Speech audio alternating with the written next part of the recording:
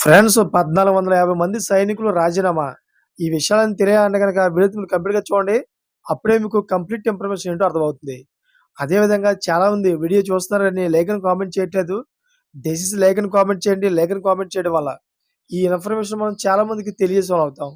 అదే విధంగా చాలామంది వీడియో చూస్తున్నారు గానీ సబ్స్క్రైబ్ చేసుకోవడం మాత్రం మర్చిపోతున్నారు. దయచేసి సబ్స్క్రైబ్ చేసుకోండి. సబ్స్క్రైబ్ చేసుకోవడం వల్ల నేను చేసే ప్రతి ఒక్క అప్డేట్ మీరు ముందుగానే పొందగలుగుతారు.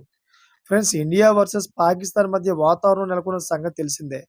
అయితే ఏ క్షణం ఏం జరుగుతుందో అనే టెన్షన్ 2 దేశాలను ఉంది. అయితే ముఖ్యంగా పాకిస్తాన్ గజగజ వణికిపోతుంది.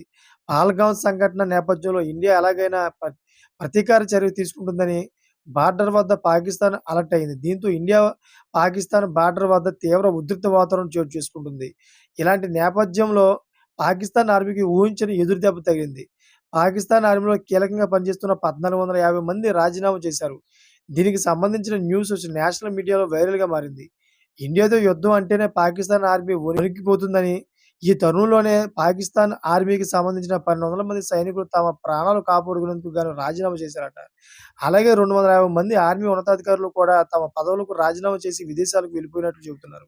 బతికి ఉంటే పల్లి బఠానీ తిని ఉండవచ్చు అనే ఉద్దేశంతో పాకిస్తాన్ ఆర్మీని వదిలేస్తున్నారట సైనికులు.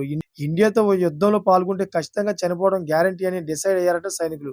అందుకే ఒక్కొక్కరిగా పాకిస్తాన్ ఆర్మీని వదిలి వెళ్ళిపోతున్నారు సైనికులు. దీంతో పాకిస్తాన్ దేశం ఉక్కిరిబిక్కిరి అవుతోంది.